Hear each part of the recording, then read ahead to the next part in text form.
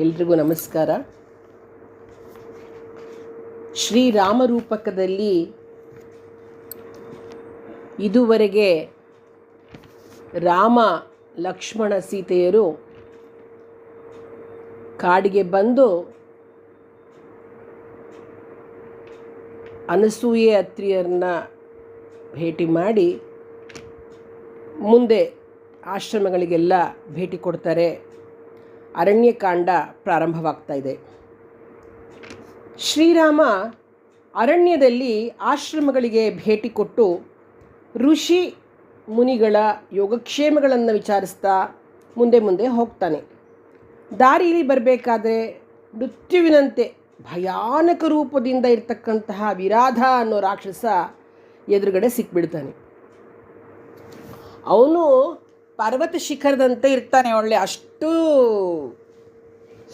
ಆಕಾರ, ಒಂದು ಕರ್ಕಶವಾಗಿ ಸೌಂಡ್ ಮಾಡ್ತಾ ಇರ್ತಾನೆ. ಆಳವಾದ ಕಣ್ಣುಗಳು, ವಿಶಾಲವಾದ ಮುಖ, ವಿಕಟಾಕಾರನಾಗಿರ್ತಕ್ಕಂತಹ ವಿಶಾಲವಾದ ಹೊಟ್ಟೆಯುಳ್ಳವನಾಗಿದ್ದ ಅವನು.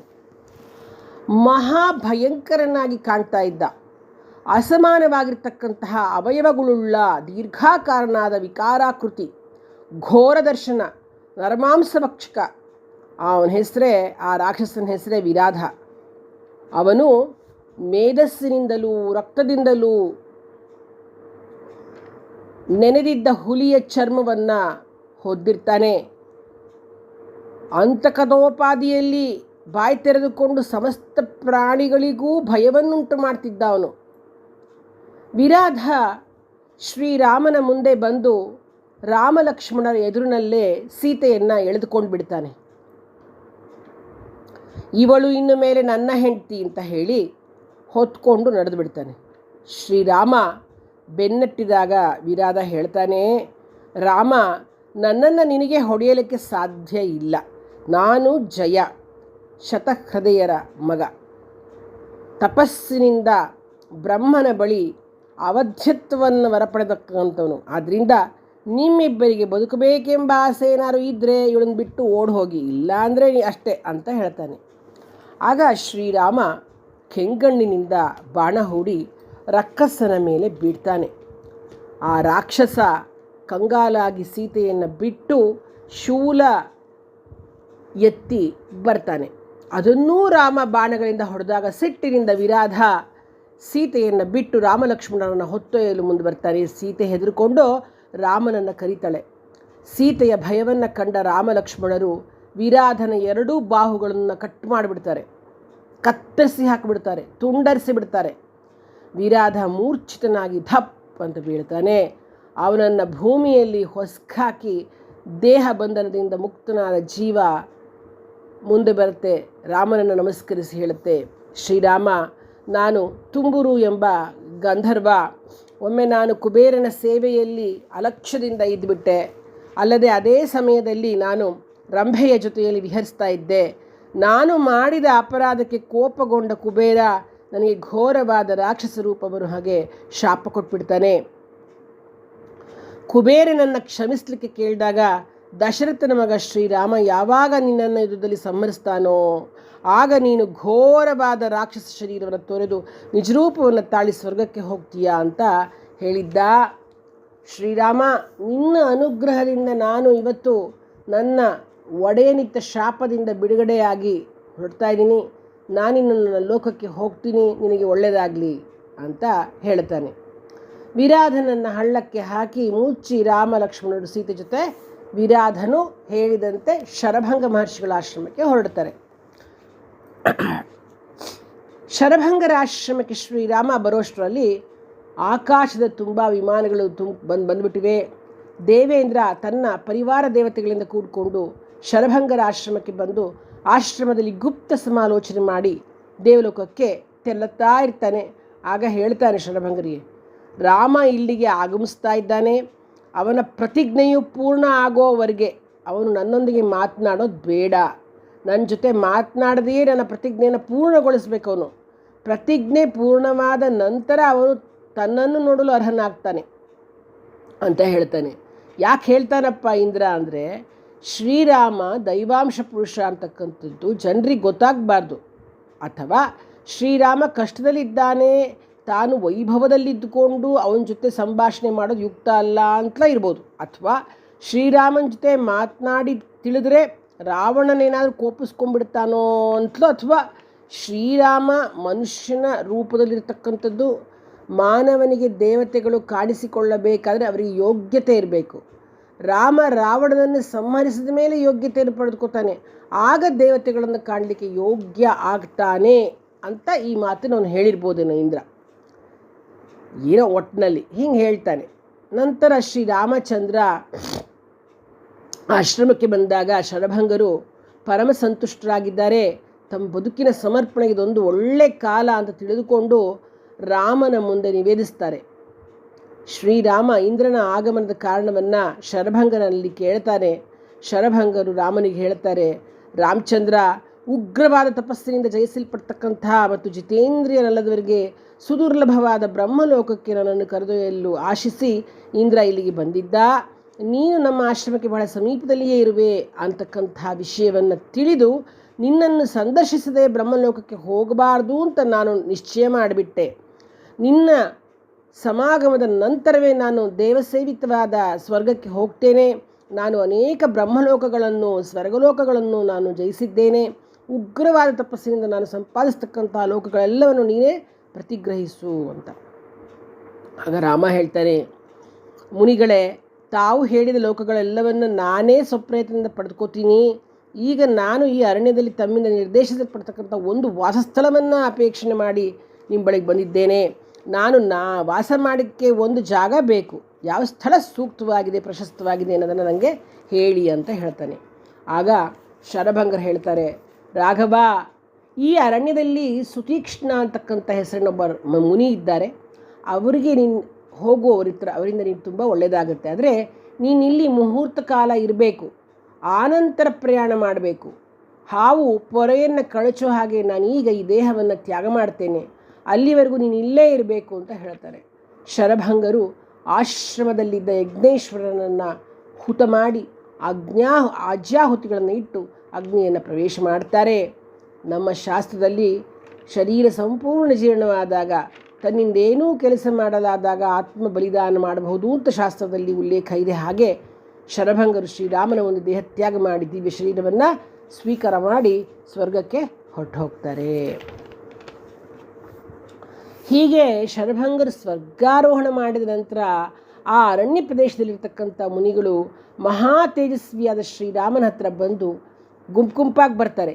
ಹಾಗೆ ಬಂದವರಲ್ಲಿ ಬ್ರಹ್ಮನ ಉಗುರುಗಳಿಂದ ಹುಟ್ಟಿರ್ತಕ್ಕಂಥ ವೈಖಾನಸ, ಕೂದಲುಗಳಿಂದ ಹುಟ್ಟಿರ್ತಕ್ಕಂಥ ವಾಲಖಿಲ್ಯ, ಸರ್ವದಾ ಶರೀರವನ್ನು ಪ್ರಕ್ಷಾಲನ ಮಾಡುತ್ತಲೇ ಇದ್ದ ಸಂಪ್ರಕ್ಷಾಲರು, ಸೂರ್ಯಚಂದ್ರನ ಕಿರಣಗಳನ್ನೇ ಹೀರಿ ಜೀವಿಸುತ್ತಿದ್ದ ಮರೀಚಿಪರು, ಕಲ್ಲಿನಿಂದ ಕುಟ್ಟಿದ ಆಹಾರವನ್ನು ಮಾತ್ರವೇ ಸೇವಿಸುತ್ತಿದ್ದ ಆಶ್ವಕುಟ್ಟರು, ತರಗೆಲೆಗಳನ್ನು ತಿಂದು ಜೀವಿಸುತ್ತಿದ್ದ ಪತ್ರಾಹಾರರು, ಹಲ್ಲುಗಳನ್ನೇ ಕುಟ್ಟುವ ಪಾತ್ರೆಯನ್ನಾಗಿ ಮಾಡಿಕೊಂಡಿದ್ದ ದಂತೋಲುಖರು, ಕುತ್ತಿಗೆಯವರೆಗೆ ನೀರಿನಲ್ಲಿ ನಿಂತು ತಪಸ್ಸು ಮಾಡ್ತಿದ್ದ ಉನ್ಮಜ್ಜಕರು, ಕುಳಿತುಕೊಂಡೇ ನಿದ್ರೆ ಮಾಡ್ತಾ ಇದ್ದ ಗಾತ್ರಶಯ್ಯರು, ಯಾವಾಗಲೂ ನಿದ್ರೆ ಮಾಡದೇ ಇದ್ದ ಅಶಯ್ಯರು, ಮಳೆ ಗಾಳಿ ಚಳಿ ಇದ್ದರೂ ಶರೀರಕ್ಕೆ ಏನನ್ನೂ ಹೊಂದ್ಕೊಳ್ಳದೆ ಆಕಾಶವನ್ನೇ ಹೊದಿಕೆಯನ್ನಾಗಿ ಹೊಂದ್ಕೊಂಡಿದ್ದ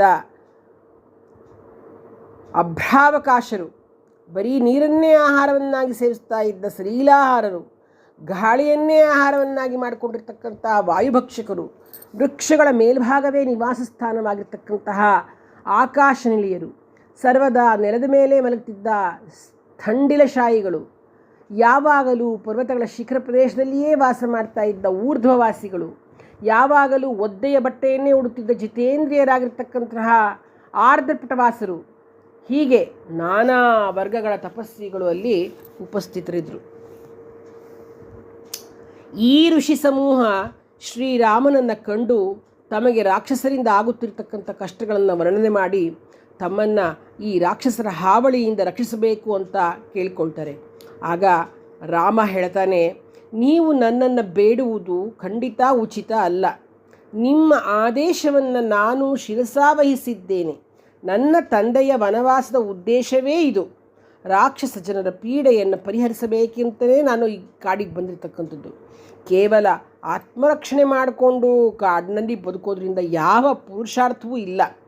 ದುಷ್ಟ ಶಿಕ್ಷಣವೇ ನನ್ನ ಸ್ವಧರ್ಮ. ರಾಕ್ಷಸರನ್ನು ಸಂಹರಿಸಿ ನಿಮಗೆ ರಕ್ಷಣೆ ಕೊಡ್ತೀನಿ ಅಂತ ಹೇಳಿ ಭರವಸೆ ಕೊಡ್ತಾನೆ ರಾಮ. ಋಷಿಗಳು ಅದರಿಂದ ಸಂತೃಪ್ತರಾಗಿ ಹೊರಟು ಬಿಡ್ತಾರೆ. ಅದನ್ನೆಲ್ಲ ಗಮನಿಸ್ತಾ ಇದ್ದ ಸೀತೆ ಹೇಳ್ತಾಳೆ, ಅಲ್ಲ ರಾಮ, ನೀವು ಆಶ್ವಾಸನೆ ಕೊಟ್ಬಿಟ್ಟಿದ್ದೀರಲ್ಲ. ಆಕ್ಷೇಪ ಮಾಡ್ತಾಳೆ. ಗಂಡಸರಲ್ಲಿ ಸಾಧಾರಣವಾಗಿ 3 ದೋಷಗಳಿರುತ್ತೆ. 1 ಸುಳ್ಳು ಹೇಳಿ ಜಾರಿಕೊಳ್ಳೋದು, 2 ಪರಸ್ತ್ರೀಯ ಆಕರ್ಷಣೆ, 3 ವಿನಾವೈರೇಣ ರೌದ್ರತ, ಅಂದರೆ ವೈರ ಇತ್ಯಾದಿ ಕಾರಣವಿಲ್ಲದೆ ಶಸ್ತ್ರಪ್ರಯೋಗ ಮಾಡೋದು. ಈ ಮೊದಲೆರಡು ನೀವು ಅಲ್ಲ ಬಿಡಿ, ಯಾವತ್ತೂ ಸಲ್ಲಲ್ಲ ನಿಮಗೆ. ಏಕೆಂದರೆ ನೀವು ಯಾವತ್ತೂ ಸುಳ್ಳು ಹೇಳೋದಿಲ್ಲ, ಪರಸ್ತ್ರೀಯನ್ನು ನೋಡೋದು ಇಲ್ಲ.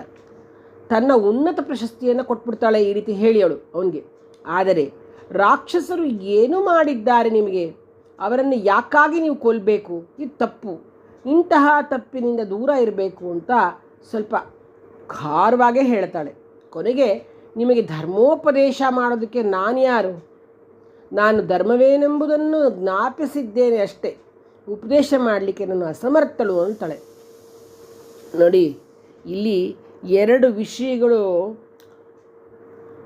ನಮಗೆ ಗೊತ್ತಾಗೋದು ಸರಿಯತ್ತೆ. ಏನಪ್ಪ ಅಂದರೆ, ಒಂದು ವಾಲ್ಮೀಕಿಗಳು ತಂದಿರತಕ್ಕಂತಹ ಮನಮುಟ್ಟುವ ನಾಟಕೀಯ ಅಣಕ, 2 ಸೀತೆಯ ಅಭಿಪ್ರಾಯ ಸ್ವಾತಂತ್ರ್ಯ. ನೋಡಿ, ಸೀತೆ ರಾಕ್ಷಸರ ಪರವಾಗಿ ವಾದ ಮಾಡಿ ಅವರನ್ನು ಕೊಲ್ಲುವುದು ತಪ್ಪು ಅಂತ ಹೇಳೋದು ಒಂದು ವಿಧಿಯ ಅಣಕ. ಏಕೆಂದರೆ ಇನ್ನು ಸ್ವಲ್ಪನೇ ದಿನಗಳಲ್ಲಿ ರಾಕ್ಷಸರ ಹಾವಳಿಯಲ್ಲಿ ಅವಳು ಸ್ವರ್ಗ ಹೋಗಿಬಿಡ್ತಾಳೆ ಅನ್ನೋದು ಅವಳಿಗೇನು ಗೊತ್ತು. ಮತ್ತು ಅವರ ನಾಶವನ್ನು ಬಯಸ್ತಾಳೆ. ಇನ್ನು ಸ್ವಾತಂತ್ರ್ಯ ಅಭಿಪ್ರಾಯ, ರಾಮ ಸೀತೆಯರ ದಾಂಪತ್ಯ ಎಂಥ ಆದರ್ಶಪ್ರಾಯವಾಗಿತ್ತು ಅಂದರೆ, ರಾಮ ಸೀತೆಯ ಬುದ್ಧಿವಾದವನ್ನು ತಪ್ಪರ್ಥ ಮಾಡಿಕೊಳ್ಳಿಲ್ಲ. ಅವನು, ನನ್ನ ಬಾಳಿನಲ್ಲಿ ನಿನಗಿಲ್ಲದ ಹಕ್ಕು ಬೇರೆ ಯಾರಿಗಿದೆ, ನಿನ್ನ ಅಭಿಪ್ರಾಯವನ್ನು ಸ್ಪಷ್ಟಗೊಳಿಸಿ ನನ್ನನ್ನು ಎಚ್ಚರಗೊಳಿಸುವ ಅಧಿಕಾರ ನಿನಗಿದೆ, ಆ ಬಗ್ಗೆ ನನ್ನ ಪೂರ್ಣ ಮನ್ನಣೆ ಇದೆ. ಆದರೆ ಪ್ರತಿಜ್ಞೆ ಮಾಡಿಬಿಟ್ಟಿದ್ದೇನೆ, ಅದನ್ನು ಪಾಲಿಸೋದು ಮಾತ್ರ ನನಗೆ ಮುಖ್ಯವಾದದ್ದು ಅಲ್ವೇ ಅಂತಾನೆ. ಈ ಭಾವನೆ ಇದೆಯಲ್ಲ, ಅದು ಸತಿಪತಿಗಳ ಸಹಕಾರ ಪ್ರಪಂಚಕ್ಕೆ ಮಾರ್ಗದರ್ಶಕ ಜ್ಯೋತಿಯಾಗುತ್ತದೆ ಅಂತ ಹೇಳ್ಬೋದು. ಶ್ರೀರಾಮ ಪತ್ನಿಯಲ್ಲಿ ಪ್ರೀತಿ ಬಾಂಧವ್ಯಗಳನ್ನು ಪರಿಗಣಿಸದೇ ಇಲ್ಲ. ಆದರೆ ತಾನು ಮಾಡಿದ ಪ್ರತಿಜ್ಞೆಯಿಂದ ಹಿಂದೆ ಸರಿಯೋದೂ ಇಲ್ಲ. ಅಷ್ಟೇಕೆ, ತಂದೆ ಕೊಟ್ಟ ಮಾತನ್ನು ನಡೆಸೋದಕ್ಕಾಗಿ ಅಲ್ವೇ ರಾಜ್ಯಾದಿಗಳನ್ನು ತೊರೆದು ಬಂದಿರತಕ್ಕಂಥವನು. ತಾನೇ ಕೊಟ್ಟ ಮಾತನ್ನು, ಅದೂ ಋಷಿಗಳಿಗೆ ಕೊಟ್ಟ ಮಾತನ್ನು ನಿರ್ವಹಿಸದೇ ಇರೋದಕ್ಕೆ ಸಾಧ್ಯವೇ? ಆದ್ದರಿಂದ ಅವನು, ನನ್ನ ಪ್ರಾಣವನ್ನಾದರೂ ಬಿಟ್ಟೇನು, ನಿನ್ನನ್ನು ತೊರೆದೇನು, ಲಕ್ಷ್ಮಣನನ್ನಾದರೂ ಬಿಟ್ಟೇನು, ನನ್ನ ಸರ್ವಸ್ವವನ್ನಾದರೂ ತೊರೆದು ಬಿಟ್ಟೇನು, ಆದರೆ ಋಷಿಗಳಿಗೆ ನಾನು ಮಾಡಿದ ಪ್ರತಿಜ್ಞೆಯನ್ನು ಮಾತ್ರ ಎಂದಿಗೂ ಬಿಡೆನು ಅಂತ ಹೇಳ್ತಾನೆ ರಾಮ. ಎಷ್ಟು ಧ್ವನಿಪೂರ್ಣವಾಗಿರ್ತಕ್ಕಂತಹ ಮಾತುಗಳಿದು. ಮುಂದೆ ಶ್ರೀರಾಮಚಂದ್ರ ಅನೇಕ ಆಶ್ರಮಗಳನ್ನು ಸಂದರ್ಶಿಸ್ತಾ ಸುತೀಕ್ಷ್ಣರ ಆಶ್ರಮಕ್ಕೆ ಬರ್ತಾನೆ. ಸುತೀಕ್ಷ್ಣರಿಂದ ಸತ್ಕರಿಸಲ್ಪಟ್ಟು ರಾಮ ಮುಂದೆ ಹೊರಡೋಕ್ಕೆ ಸಿದ್ಧವಾದಾಗ ಸುತೀಕ್ಷ್ಣರು ಪಂಚವಟಿಯನ್ನು ಪ್ರವೇಶ ಮಾಡಲಿಕ್ಕೆ ಮಾರ್ಗದರ್ಶನ ಮಾಡ್ತಾರೆ. ಅಂತೆಯೇ ಶ್ರೀರಾಮ ಸೀತಾ ಲಕ್ಷ್ಮಣರೊಡನೆ ಮುಂದೆ ಹೋಗ್ತಾನೆ. ಅಗಸ್ತ್ಯರ ಆಶ್ರಮಕ್ಕೆ ಬರ್ತಾನೆ. ಅಗಸ್ತ್ಯರು ಮಹಾತಪಸ್ವಿಗಳವರು. ವಿಂಧ್ಯ ಪರ್ವತವು ಸೂರ್ಯನ ಸಂಚಾರವನ್ನು ತಡೆಗಟ್ಟೋ ರೀತಿಯಲ್ಲಿ ಬೆಳೀತಾ ಇರುತ್ತೆ. ಸೂರ್ಯ ಅಗಸ್ತ್ಯ ಮುನಿಗಳ ಬಳಿಗೆ ಹೋಗಿ ತನ್ನ ಕಷ್ಟವನ್ನು ಹೇಳ್ಕೊಳ್ತಾನೆ. ಆಗ ಅಗಸ್ತ್ಯರು ವಿಂಧ್ಯನ ಬಳಿಗೆ ಹೋಗಿಬಿಟ್ಟು, ತಾವು ಪುಣ್ಯಕರವಾದ ತೀರ್ಥಕ್ಕೆ ಸ್ನಾನ ಮಾಡಲು ಹೋಗುತ್ತಿದ್ದೀವಿ, ವೃದ್ಧರಾಗಿದ್ದೇವೆ, ಪರ್ವತವನ್ನು ಹತ್ತಿ ಇಳಿದು ಹೋಗಲಿಕ್ಕೆ ಸಾಧ್ಯ ಆಗಲ್ಲ, ಆದ್ದರಿಂದ ನೀನು ಸ್ವಲ್ಪ ಬಾಗಬೇಕು ಅಂತ ಕೇಳ್ಕೊಳ್ತಾರೆ ಅಗಸ್ತ್ಯರು ವಿಂಧ್ಯನನ್ನು. ಮಹರ್ಷಿಗಳಲ್ಲಿ ಅವರ ಮಾತು ಒಪ್ಕೊಂಡು ವಿಂಧ್ಯ ಸ್ವಲ್ಪ ಬಾಗ್ತಾನೆ.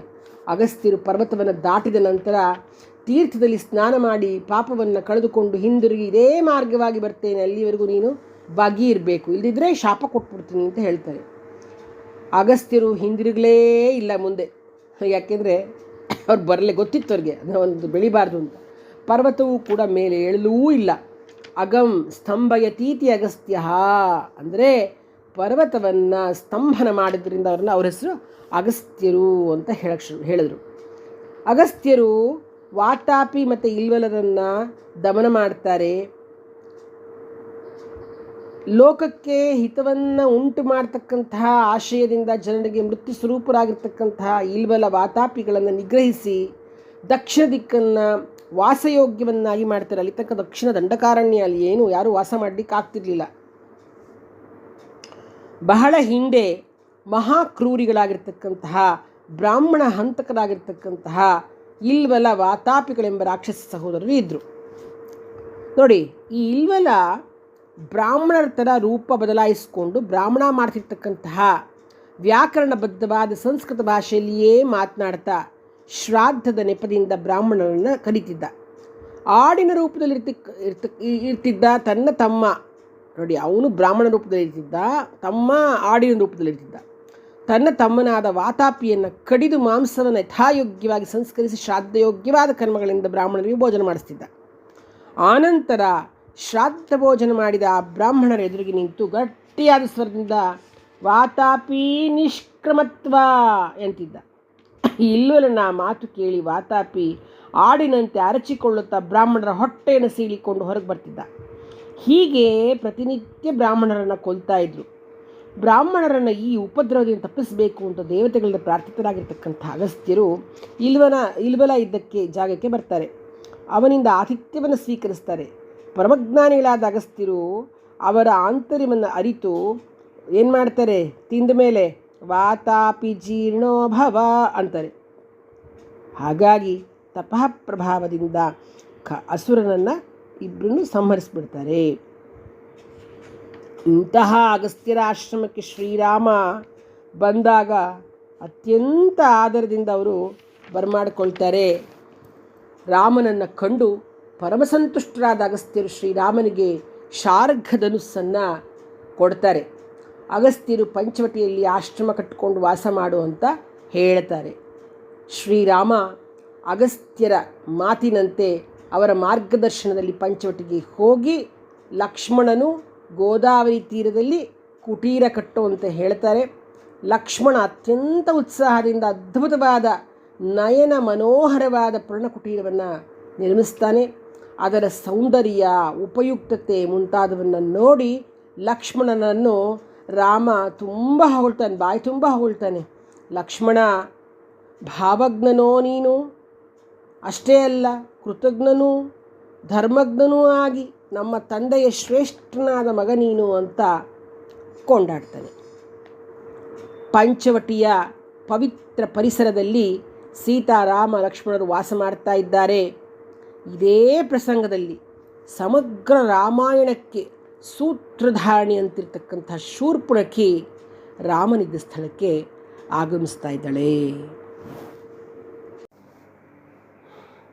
ಬಂದಾಳು ಬಂದಾಳು ಶೂರ್ಪಣಖಿ, ನಿಂದಾಳು ರಾಮನ ನೋಡುತ್ತಲಿ. ಬಂದಾಳು ಬಂದಾಳು ಶೂರ್ಪಣಖಿ, ನಿಂದಾಳು ರಾಮನ ನೋಡುತ್ತಲಿ. ಚಂದದ ರಾಮನ ರೂಪವ ನೋಡುತ್ತ, ಚಂದದ ರಾಮನ ರೂಪವ ನೋಡುತ್ತ ಬೆಂದಳು ಆಸೆಯ ಅಗ್ನಿಯಲ್ಲಿ, ಬೆಂದಳು ಆಸೆಯ ಅಗ್ನಿಯಲ್ಲಿ. ಕೊಂದು ತಿನ್ನಲು ಬಂದ ಆ ರಾಕ್ಷಸಿ ಬಂದುವರಿಸಲು ನಿರ್ಧರಿಸಿದಳು. ಎಂದೆಂದು ಕಾಣದ ಸುಂದರನ ಕಂಡು ಮೈ ಮರೆತು ಬೆರಗಾದಳು, ಕಂಡು ಮೈ ಮರೆತು ಬೆರಗಾದಳು. ರಾಮನ ಬಳಿಗೆ ಬಂದು ತವಕದಲ್ಲಿ ಸುಮನೋಹರನನ್ನ ವರಿಸೆಂದಳು. ಕಾಮನ ಬಾಧೆಗೆ ಬಲಿಯಾದ ನನ್ನನ್ನು ಸ್ವಾಮಿಯಾಗಿ ರಕ್ಷಿಸು ಎಂದಳು, ಸ್ವಾಮಿಯಾಗಿ ರಕ್ಷಿಸು ಎಂದಳು. ಅಮ್ಮ ನಾನು ಏಕಪತ್ನಿ ವ್ರತಸ್ಥನು, ಸುಮ್ಮನೆ ನನ್ನನ್ನು ಕಾಡದಿರು. ತಮ್ಮನಾದ ಲಕ್ಷ್ಮಣನಲ್ಲಿಹನು, ತಮ್ಮನ ಬಳಿಗೆ ನೀ ಹೋಗೆಂದನು, ತಮ್ಮನ ಬಳಿಗೆ ನೀ ಹೋಗೆಂದನು. ಲಕ್ಷಣವಂತ ಲಕ್ಷ್ಮಣನ ಕಂಡಳು, ಪಕ್ಕಕ್ಕೆ ಬಂದು ತಾನಿಂದಳು.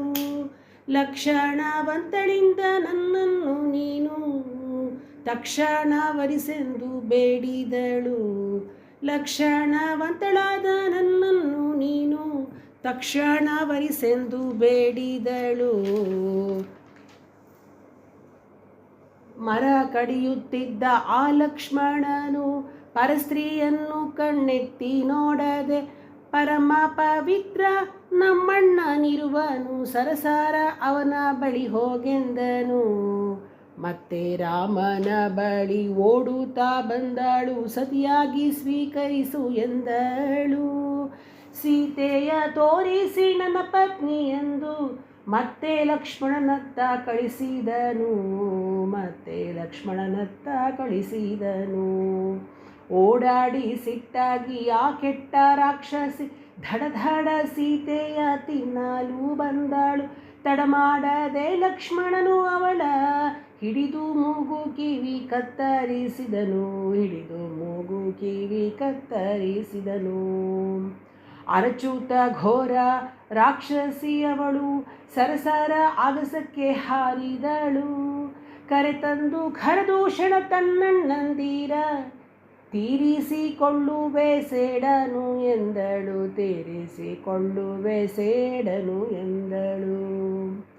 ಘೋರ ರೂಪ ನೋಡಿ ಹೆದರಿದ ಸೀತೆ ಪರಮರಾಮನ ಬಳಿಯಲ್ಲಿ ನಿಂದಳು. ಸರಸರ ಲಕ್ಷ್ಮಣ ತಯಾರಾಗು ಬೇಗ, ಬರುವರು ರಾಕ್ಷಸರು ಎಂದ ಶ್ರೀರಾಮ.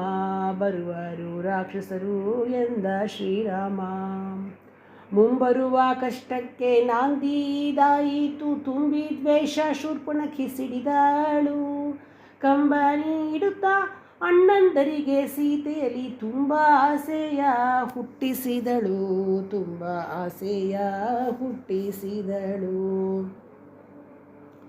ತಾನು ನಿಮಗಾಗಿ ಸೀತೆಯ ಹೊತ್ತು ತರುತ್ತಿದ್ದೆ, ನನಗೆ ಈಗ ದೇವರು ಮಾಡಿರುವರು. ಏನಾದರೂ ಸರಿ ನಮ್ಮ ಕಾಡಿನಿಂದಟ್ಟಿರಿ, ನನಗಾಗಲೇ ತೃಪ್ತಿ ಎಂದು ಬಿಟ್ಟಳು.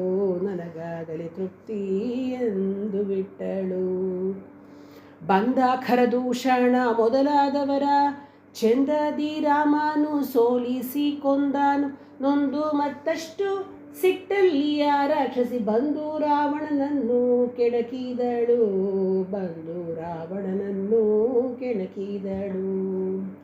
ಸೀತೆಯ ಅಲೌಕಿಕ ಸೌಂದರ್ಯ ವರ್ಣಿಸಿ ಸೀತೆಯು ನಿನಗೆ ಸೇರಬೇಕೆನ್ನುತ್ತ ಅತಿ ಜಾಣ್ಮೆಯಲ್ಲಿ ತನ್ನ ಸೇಡು ತೀರಿಸಿಕೊಳ್ಳಲು ಸೀತಾಪಹರಣಕ್ಕೆ ಪ್ರಚೋದಿಸಿದಳು.